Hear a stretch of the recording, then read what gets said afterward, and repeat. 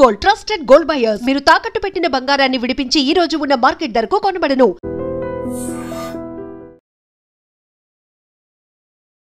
హన్మకొండలో జరిగినటువంటి ఇన్సిడెంట్ ఇది. యాక్చువల్లీ వృత్తిరీత్యా వీళ్ళిద్దరు కూడా డాక్టర్స్. హస్బెండ్ పేరు వచ్చేసి సృజన్ అండ్ ఈ అమ్మాయి పేరు వచ్చేసి ప్రత్యూష. ఇద్దరు కూడా డాక్టర్సే. ఒక్కరేమో కార్డియాలజిస్ట్, ఇంకొకళ్ళేమో డెంటిస్ట్.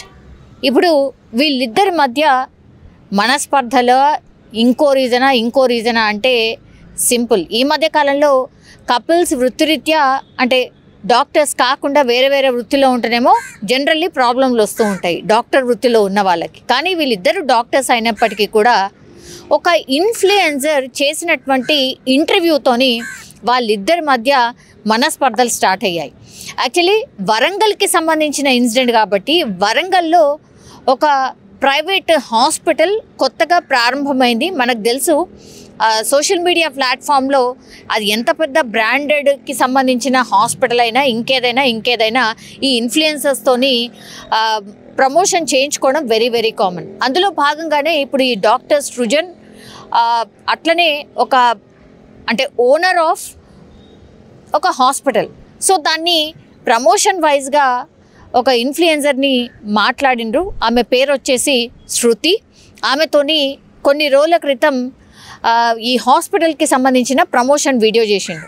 అక్కడ వీళ్ళిద్దరి మధ్య పరిచయం ఏర్పడిన తర్వాత సోషల్ మీడియాలో ఎట్లా చేయాలి ఏంటి అనేది కూడా పూర్తి స్థాయిలో ఆ అమ్మాయి గైడ్ చేయడం, ఆ తర్వాత ఆయన హాస్పిటల్కి కూడా క్లయింట్స్ రావడం, కస్టమర్స్ రావడం, ఇదంతా కూడా పెరిగింది. ఆ తర్వాత వీళ్ళిద్దరి మధ్య కొంత పరిచయం ఏర్పడింది. ఆ తర్వాత సాన్నిహిత్యంతో వాళ్ళిద్దరి మధ్య కన్వర్జేషన్ పూర్తిగా ప్రేమగా మారిపోయింది. ఇదంతా జరుగుతున్నటువంటి టైంలోనే డెంటిస్ట్గా ఉన్నటువంటి ఈ సృజన్ వాళ్ళ భార్య ఎవరైతే ఉన్నారో ప్రత్యూష, ఆమెకి ఎక్కడో అనుమానం వచ్చింది. ఏంటిది మరి ఇంత క్లోజ్గా ఎందుకు మూవ్ అవుతున్నాడు, ఇంత క్లోజ్గా ఎందుకు ఉంటున్నావు, ఎప్పుడు చూడు ఆమెతోనే మాట్లాడుతున్నావు, ఇది మంచిది కాదు అనేటువంటి విషయం భర్తకే చెప్పడం. అంటే సృజన్కే ప్రత్యూష చాలా టైమ్స్ చెప్పింది. ఆ తర్వాత ఇద్దరి మధ్య చాలా టైమ్స్ ఈ విషయం మీద గొడవ కూడా అయింది. అయినా సరే సృజన్ ఏమాత్రం కూడా కేర్ చేయకుండా, ఆమె భార్యని ఏమాత్రం కూడా కేర్ చేయకుండా కంప్లీట్లీ ఈ ఇన్ఫ్లుయెన్సర్ ఎవరైతే పరిచయం అయిందో శృతి, ఆ శృతితో ఎక్కువ క్లోజ్గా మూవ్ అవ్వడం స్టార్ట్ అయింది. ఆ తర్వాత అత్త మామలతో పాటే వీళ్ళిద్దరు కలిసి ఉంటారు. అందుకని వాళ్ళ మామయ్యకి ఇన్ఫర్మేషన్ ఇచ్చింది, తర్వాత అత్తయ్యకి కూడా ఇన్ఫర్మేషన్ చెప్పింది. మీ అబ్బాయి ఇట్లా చేస్తున్నాడు, మీరు మందలించండి, ఇది ఏమాత్రం కూడా మంచిది కాదు. ఆమె ఒక ఇన్ఫ్లుయెన్సర్ లాగా పరిచయం అయింది. ఆ తర్వాత నేను ఉండంగా మళ్ళీ ఇంకొక అమ్మాయితోని అట్లా క్లోజ్గా మూవ్ అవుతాడు, మీరు మందలించండి అని చెప్పినప్పుడు వాళ్ళ అత్తమామలు కూడా వాళ్ళ కొడుకునే వెనకేసుకురావడం, మా అబ్బాయి అట్లాంటి వాడు కాదు, నువ్వు ఏదో ఊహించుకుంటున్నావు, అట్లాంటిది ఏమి ఉండదు, నువ్వు చిన్న విషయాన్ని చాలా పెద్దగా చేస్తున్నావు, కేవలం ఇన్ఫ్లుయెన్సర్ లాగానే ఫ్రెండ్ లాగా మాత్రమే పరిచయం అయిన లైఫ్లో చాలామంది అట్లా క్లోజ్గా ఉన్నటువంటి వాళ్ళందరూ కూడా ఇక ప్రేమ అనుకుంటూ పోతే ఏ కాపురం నిలబడదు. ఇట్లాంటి మాటలన్నీ కూడా ఆ ప్రత్యూషకే ఆమెకే చెప్పడం స్టార్ట్ చేశారు. ఎవరు? ఈ సృజన్ వాళ్ళ అమ్మ నాన్న కూడా. సో ఈమె వైపు ఎవరు లేకుండా పోయారు. దెన్ ఈమె మ్యాటర్ని వీళ్ళ తల్లిదండ్రులకు తీసుకెళ్ళింది, అంటే ప్రత్యూష వాళ్ళ తల్లిదండ్రులకు చెప్పింది. వాళ్ళు కూడా వచ్చి మాట్లాడే ప్రయత్నం చేశారు. ఇది మంచి పద్ధతి కాదు, పద్ధతి మార్చుకోండి అని చెప్పినప్పటికీ కూడా ఏమాత్రం కూడా ఈ పద్ధతి మార్చుకోకపోవడం వల్ల గొడవలు చాలా ఎక్కువైపోయినాయి. అట్లాగే ప్రత్యూష దాన్ని తీసుకోలేకపోయింది, కంప్లీట్లీ ఒక డిప్రెషన్ లాగా వెళ్ళిపోయింది. ఇంకా నా మాట ఎక్కడ కూడా చెల్లట్లేదు, నా హస్బెండ్ కంప్లీట్లీ ఇంకొక అమ్మాయి మాయలో పడిపోయాడు, ఇంకా బ్రతికి వేస్ట్ అనుకుంది. సో ఆమె ఈరోజు పురుగుల మందు తాగి చనిపోయినటువంటి పరిస్థితి కనిపిస్తోంది. ప్రత్యూష వాళ్ళ తల్లిదండ్రులు డైరెక్ట్గా చెప్తున్నారు, ఇగో ఈమె ఇన్ఫ్లుయెన్సర్, ఈమెతోని పరిచయం ఏర్పడ్డ తర్వాత మా అల్లుడు పూర్తిగా ఆమె మాయలో పడిపోయి ఆమెతోనే ప్రేమగా ఉండడం స్టార్ట్ చేసిండు, మా అమ్మాయిని అసలు పక్కన పెట్టేశాడు, మా అమ్మాయితోని గొడవలు ఎక్కువగా స్టార్ట్ చేసిండు అనేటువంటిది పూర్తిగా ఇప్పుడు మాట్లాడుతున్న సిచ్యువేషన్ అయితే కనిపించింది. సో ఇక్కడ ఒక తప్పు జరుగుతుందని తెలిసినప్పటికీ కూడా ఇప్పుడు సృజన్ వాళ్ళ తల్లిదండ్రులు ఒక రకంగా తప్పు చేసినట్టు. ఆల్రెడీ మీ అబ్బాయి తప్పు చేస్తున్నాడు అని తెలిసి ఈమె అమ్మాయి చెప్పినప్పటికీ కూడా వినకుండా మళ్ళీ అబ్బాయిని వెనకేసుకురావడం. అంటే మీకు కోడలతోనే ఏమైనా ప్రాబ్లం ఉంటే సెట్ చేసుకోవాలి, మాట్లాడాలి, ఎందుకంటే వాళ్ళ పేరెంట్స్ కూడా ఉంటారు కాబట్టి మాట్లాడే ప్రయత్నం చేయాలి. కానీ ఇక్కడ అలాంటిది ఏమీ జరగలేదు. పూర్తిగా వన్ సైడెడ్గా సృజన్ వైపే మాట్లాడడం, ఈ కోడలి మాట అసలు చెల్లకపోవడం మెయిన్ ఇక్కడ రీజన్ అదేలాగా కనిపిస్తోంది. సో ఈ పూర్తి ఎపిసోడ్లో కంప్లీట్లీ ఈ అమ్మాయి పూర్తిగా అన్యాయం అయిపోయినట్టే లెక్క. ఎందుకంటే క్లియర్ కట్గా అక్కడ కనిపిస్తోంది.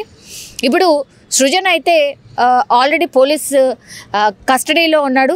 విచారణ సందర్భంలో కూడా నేను చెప్పిన విషయాలే బయటకు వస్తాయి అనేటువంటి మాట ఇప్పుడు ప్రత్యూష తండ్రి చెప్తున్నటువంటిది.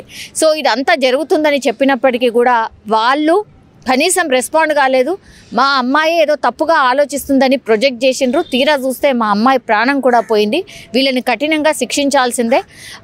ఇట్లా అంటే మంచిగున్న కాపురంలో ఎవరో వచ్చి చిచ్చు పెట్టడం ఇప్పుడు మా అమ్మాయి ప్రాణం తీసింది. లాస్ట్కి వస్తే మా అమ్మాయిని శవంగా చూడాల్సిన పరిస్థితి వచ్చింది అని పాపం ప్రత్యూష వాళ్ళ తల్లిదండ్రులు ఏడుస్తున్నటువంటి సిచ్యువేషన్. చాలా చిన్నగా ఒక ప్రాబ్లమ్ని సాల్వ్ చేసే సిచ్యువేషన్ ఉన్నా కూడా దీన్ని రాంగ్గా హ్యాండిల్ చేయడం వల్ల పాపం ఒక ప్రాణం పోయింది, అట్లాగే జీవితం కూడా ఆగమైపోయినటువంటి పరిస్థితి.